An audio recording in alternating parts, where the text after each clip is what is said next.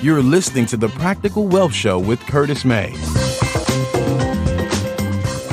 Welcome to another episode of The Practical Wealth Show. So I have a treat. I always say that, but I have another treat for you today. I have a good friend of mine, one of my clients, and he's the co-founder of Legacy Capital, which is a private lending company locally in the Philadelphia area. But he's got a fascinating background I'm going to let him tell you about, of growing up similar to me, parents and grandparents that were business owners, and we've had a lot of talks about that background and growing up with that, and so we're just going to share a little bit of his wisdom that he has a great deal of that I respect, and he's younger than me, but I still consider him a mentor. so I have no shame when it comes to knowledge. I have no ego when it comes to that kind of stuff. So guys, I want you to welcome to the Practical Wealth Show, Mr. Jeffrey Greco. Jeffrey, welcome to the Practical Wealth Show. Thank you, Curtis. It's great to be here. I guess we've known each other for a few years now. I don't know, 5 years or so, and it's been great to learn. I've learned a bunch from you as well, and it's awesome to be here. So I'm happy to be part of the show. Hey, thank you. So let's tell him what I didn't tell him. So you came kind of right out of college. Did you come out of college and you did a short stint doing something, but you pretty much went into business, right, from the get-go?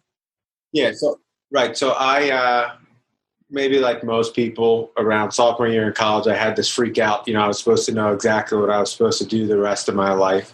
And long story short, I ended up passing my Series 7 and life and health exams rather than studying for classes. So I went to work as a financial advisor right out of college after I passed my exams. I lasted there a little less than a year. And so I started my career as a financial advisor. Okay. And you had like an online business. Yes. So I had a friend who was starting an internet business in Southern California. And he invited me to join him. We were one of the first companies to transition developers from advertising in newspaper to advertising online, a website called newcondosonline.com. Mm-hmm. And so I got my feet wet in the internet space, and we were a bunch of young 20-year-olds working out of an apartment. So I had my first internet business was an internet listing site, and then we transitioned to a couple different internet marketing companies where we were doing full-scale internet marketing companies for a whole host of different companies, lawyers, doctors, e-commerce companies, and so forth. So yes, I was in Southern California internet marketing space, in the early 2000s leading up to the real estate market collapse, which, kind of helped transition me into thinking about what I wanted to do next when I moved back here to Pennsylvania. Okay. And so where did that entrepreneurial streak come from? That's kind of a family thing, isn't it? Yeah, it's really what I've known my whole life. I didn't really know anything different. Both of my grandfathers had their own businesses. My maternal grandfather was in the lamp manufacturing lighting business. My paternal grandfather was a real estate investor, but he spent most of his career starting a clothing manufacturing company that my father eventually took over and ran. And so both of my grandparents were, entrepreneurs, business owners. My dad ended up running that business, and my mom actually had her own business. She was in the party planning business, so decorating, weddings, bar mitzvahs, and so forth. And so I really grew up knowing parents who either had their businesses that they started or, took over from other family members. But yes, it's what I knew and what I saw with my own eyes growing up in my family. Yeah. But didn't at one point they were trying to talk you out of something? Tell me that story. You remember, we talk, see, we know each other, so we talk a lot. I'm trying to get him to remember the stuff I remember. I'm trying to remember which story. So you were thinking about, you were telling him you're going to do something, you should, get a job, and says, well, listen, y'all both from business. So it worked out pretty well for you. So I think I'm going to do that. That's before you moved to California. Yeah. Well, my parents were excited that I became a financial advisor. I think one, because the plan was to stay locally in Philadelphia, which they were happy about. And then when I told them at dinner, I still remember the dinner, it was the old Maribel's in Bluebell, across from the Bluebell Inn, where my mother and father broke down crying when I told them I was going to pack up my Civic and move to Southern California for starting, an internet business. And I didn't actually even really know what we were doing. They certainly didn't know. And so my parents, although they may not have always either agreed with or understand what I was doing, at the end of the day, were always supportive in helping me follow my dreams or, encouraging me to do what I want. But I think initially my parents had this idea that I would, go to college in Atlanta, come back to Philadelphia, start a family, and they'd be grandparents right away, which didn't exactly happen. But that's really how it went. So, guys, I bring that out because I want you, as we do the shows, I like to bring out the lessons. And so that, and we've talked about this, but, my dad told me never make any money, work for somebody else. So he was in the supermarket business. My grandfather was in business. And so I majored in business, but I never got that go to school, get a good job talk either. And, and my dad said, look, you got to make mistakes. You should try it young. He says, when you eat, your whole family eats. So you got to, be aggressive. I don't mind you making mistakes. He says, make new ones. Don't make the same old ones. So that's a theme that you'll see in winners. Winners win. Successful people win. And so as we talk about, in the Practical Wealth community of, building, families, building legacy, building multi-generational wealth, it starts with your philosophy. And so Jeff and Jeff's family, they have a definite philosophy about life, about money. If you talk to Jeff long enough, he's got definite philosophies about financial stuff. So we met when you came back from California at a meetup, that relationship marketing meetup that we went to for like 3 or 4 years. That's when you got into, I'm going to show you a couple of transitions. It's always been entrepreneurial. And so then you got into if you don't mind sharing a little bit about into the note business. Before real estate market correction, collapse, whatever you want to call it, happened in 2007, 2008, I was really doing internet marketing for real estate companies. And when the market started to turn, our advertising clients who are all over the country were asking us, hey, if it's great that you help us sell a few units every month, but if you don't help us sell or enable us to sell 30 units in the next 30 or 60 days, our new condo development is going to go underwater and we're going to be foreclosed on. And I didn't really know what all that meant at the time. And so us trying to figure some stuff out, we essentially started what we called a capital division, which was really nothing more than our friend who had a mortgage company, who we worked out with at LA Fitness at the time. We put some rich people together with people who we knew needed to sell distressed real estate, and we took a marketing fee. And so I started to understand the opportunities, or the way that not only people made money, but the way that rich people, capitalized on opportunities when market conditions turned. I started to understand all that. And after I sold my internet businesses and moved back to Philadelphia to eventually be close to my family, I was either going to start another internet business or get into real estate investing. And, before I moved back here, I started to do some investing in real estate on my own. I had lent some money. I had, bought an apartment building with some partners. And long story short, when I was kind of figuring out what I wanted to do next, is I ran into some people who were buying non-performing mortgages from banks and hedge funds out of the 2007 collapse. So did a lot of research, traveled the country, and figured out that there was an opportunity to help the banks get rid of their non-performing mortgages, as well as help the people who had mortgages that they either weren't able to pay or ran into some issue in the past. And so I started a company where I was buying non-performing mortgages on a nationwide basis, and I was calling up the homeowners to see if I could help, essentially becoming their bank.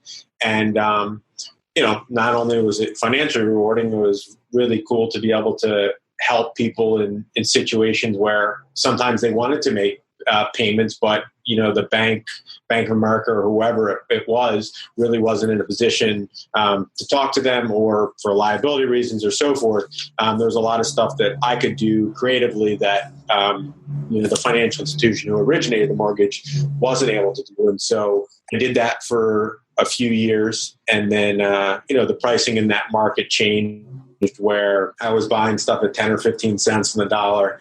The pricing in the market, got all the way up to 50 and 70 cents on the dollar. And then, I sold a lot of my portfolio because I didn't think that those were the market prices of what I was used to paying. And so after I kind of completed that, I transitioned into lending money to local real estate investors because I had experience in the note business, understood, the collateral and real estate and so forth, and partnered with my business partner, Doug, who has been a developer for the past 15 years or so. And we started Legacy Capital, lending money to local real estate investors and really trying to help them grow their portfolio where, we're not lending to newbies or people who saw a seminar and want to be wealthy tomorrow.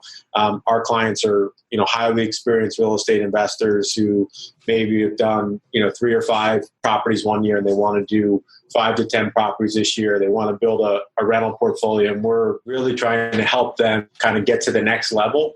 And so that's what our biggest focus was, is in terms of adding value, because at the end of the day, money by itself is really just a commodity. So how do we create something that's valuable that our clients are willing to pay for and make sense from a risk perspective to us? So that's kind of how my business came full circle. Boy, you dropped some serious knowledge bombs in there. I'm going to try to pull back out.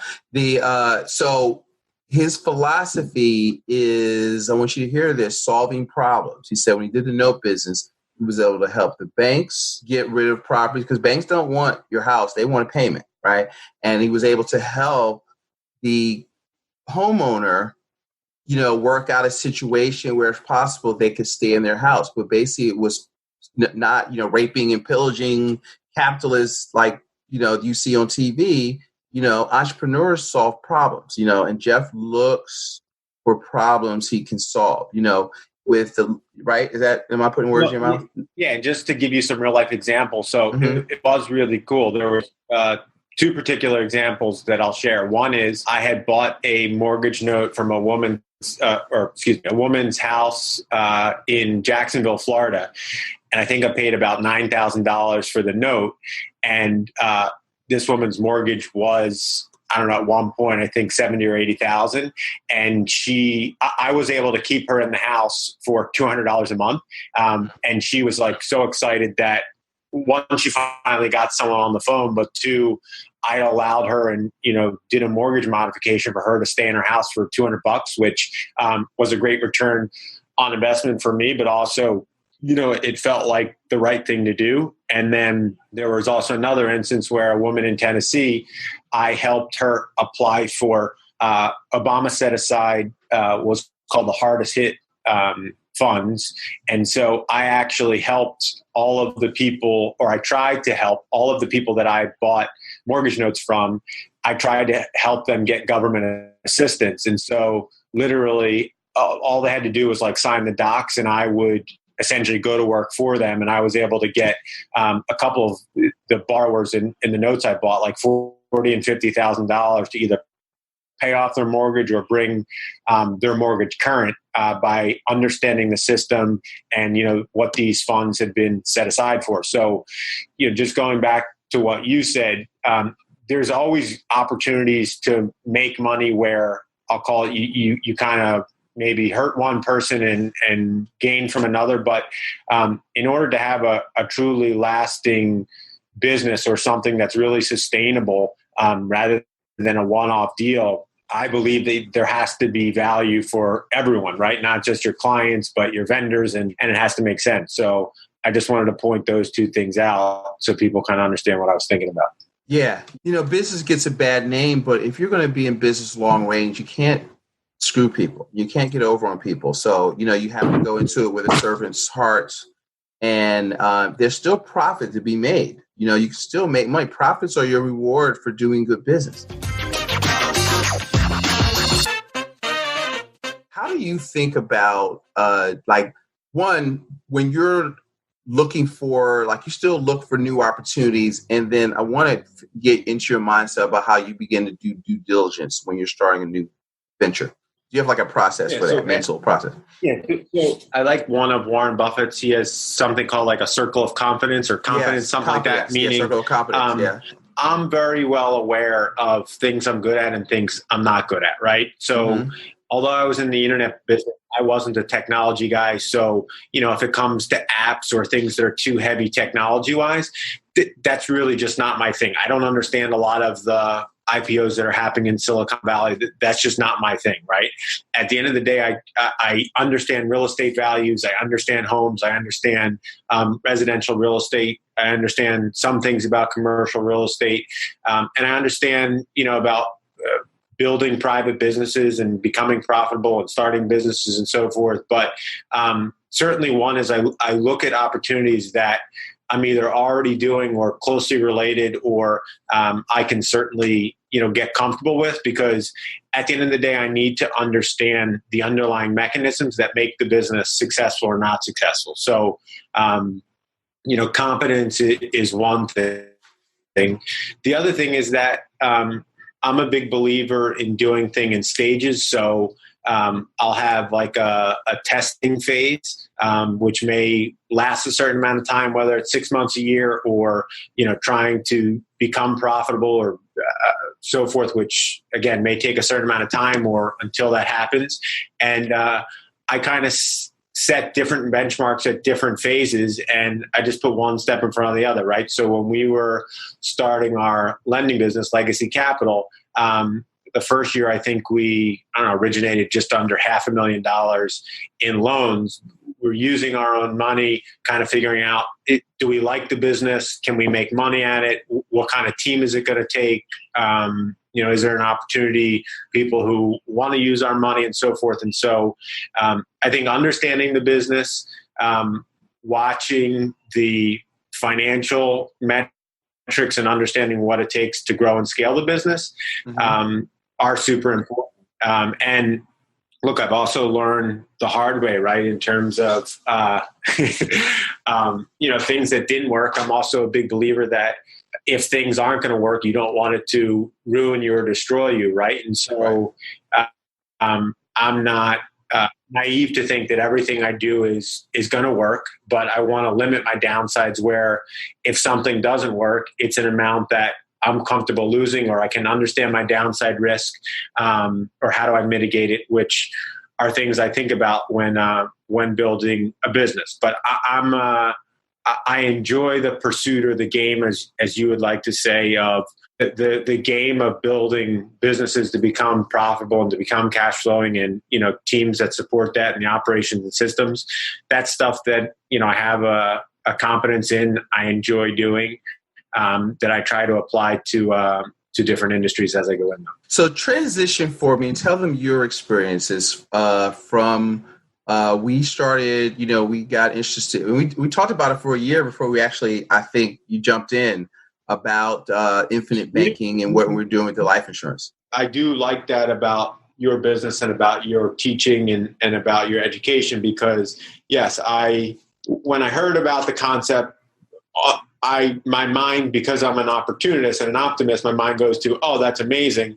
And then the person or that little birdie on the other side of my shoulder, is this real, or is this legal, or can this really happen? Something like that. So I am pretty thorough at reading things. I I think I read everything you gave me, plus, anything I could get my hands on. But, when we met and I understood a different angle in the banking concept, I mean, at the end of the day, I had already bought mortgage notes. And so I kind of understood that the power it is to not only be the bank, but potentially layer on building my own, I'm going to call it building your own bank with, using insurance policies to hold my money, earn interest, lend against it, borrow against it. Because yes, I've always been interested in the banking system, how they make money, and so forth. So I think that our conversations, I don't think you had to sell me, or that's not really your thing in terms of,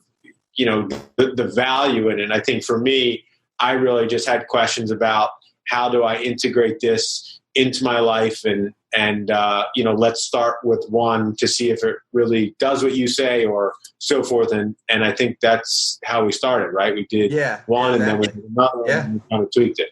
Then I couldn't get him to use it. He's like, no, I like it. I see where it's saving money. It's earning interest. That's good. It took me another 3 years to get him to use it.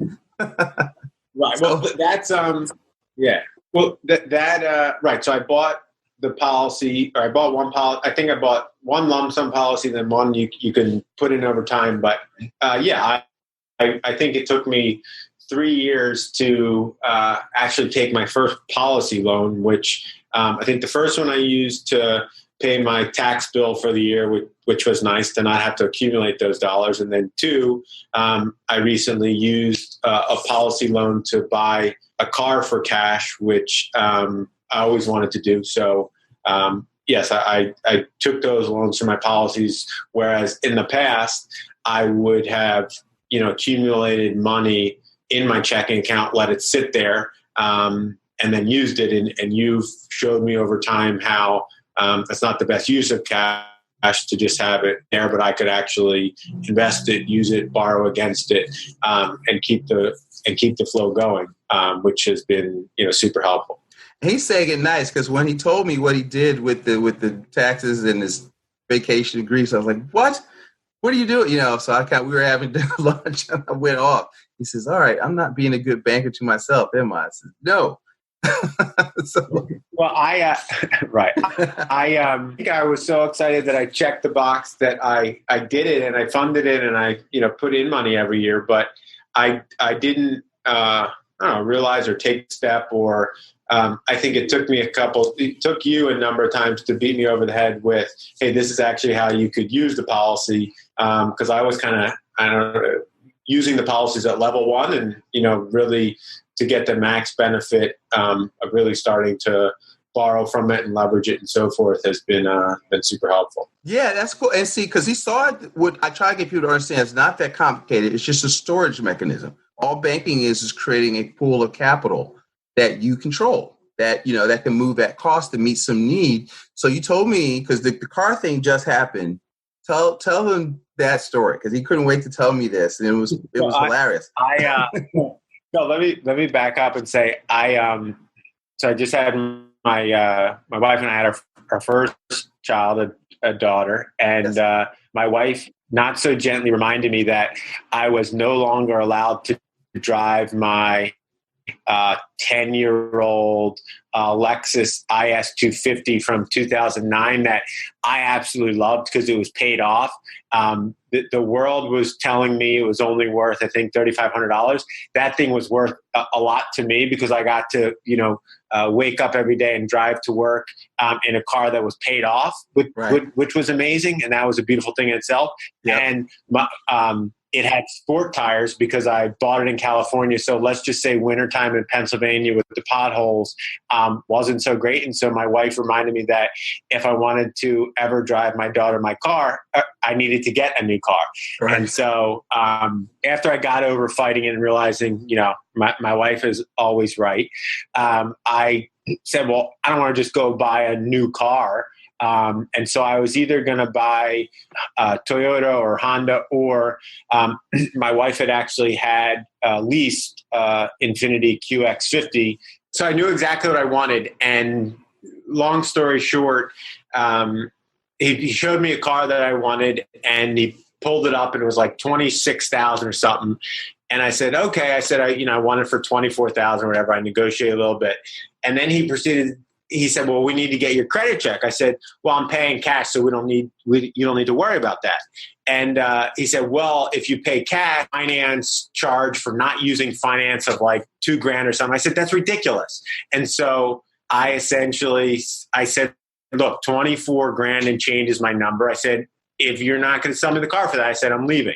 And I think he thought I was bluffing, but I got up. My wife was still sitting there. I said, sweetheart, it's time to go.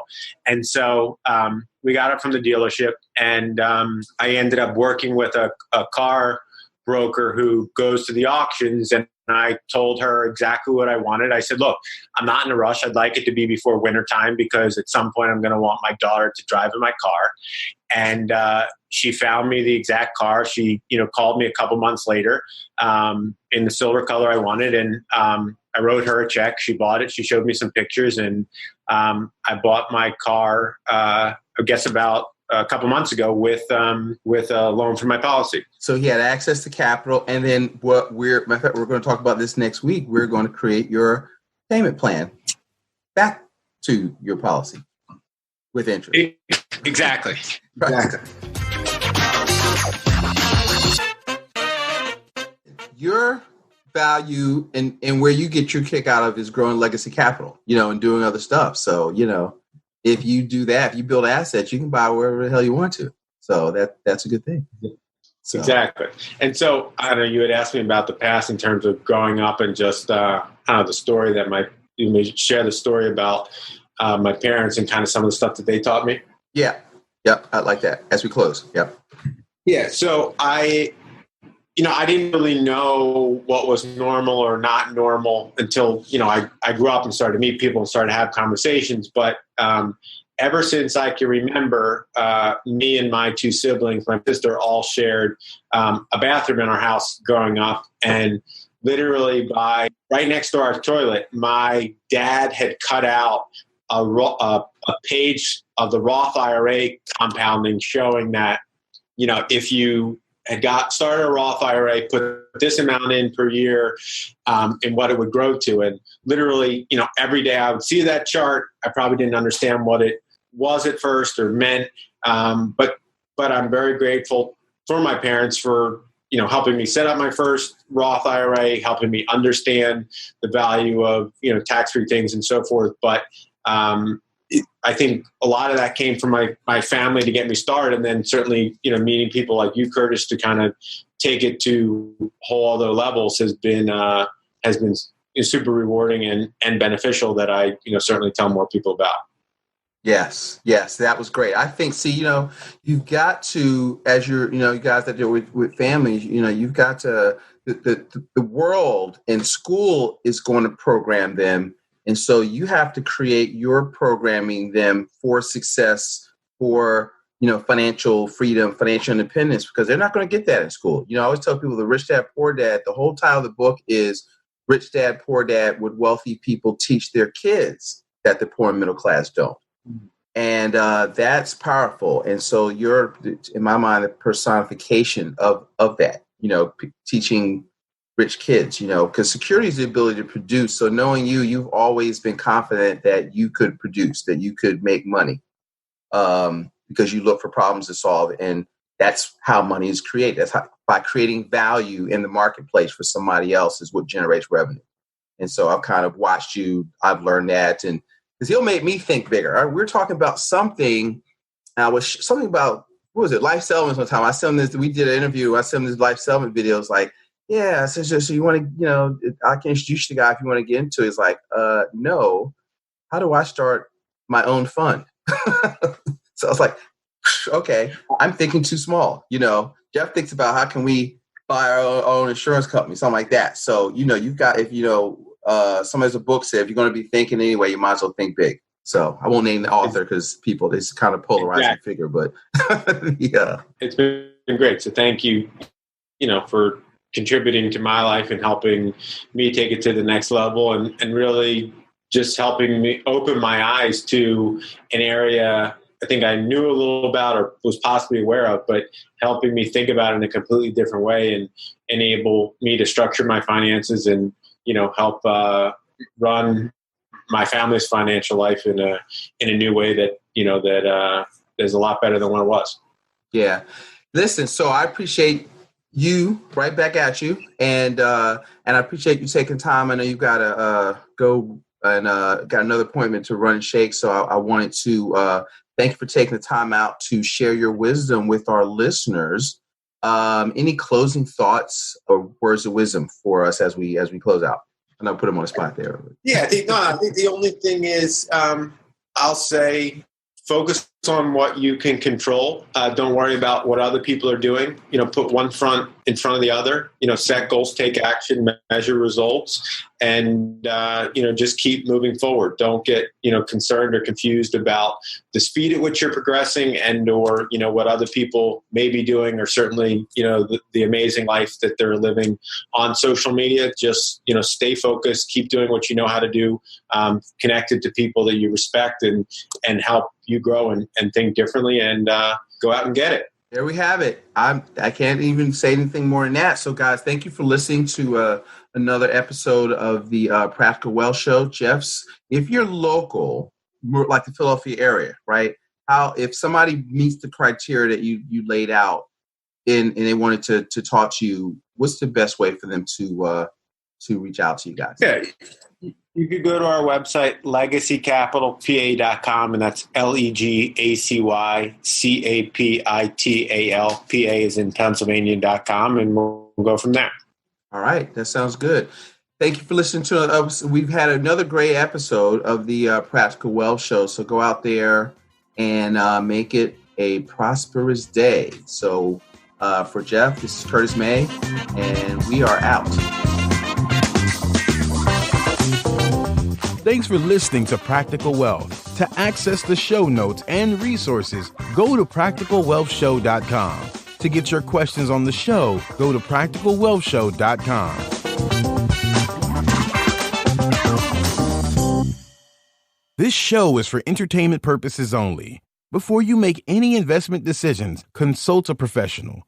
This show is copyrighted by Practical Wealth. Written permission must be granted before syndication or rebroadcasting.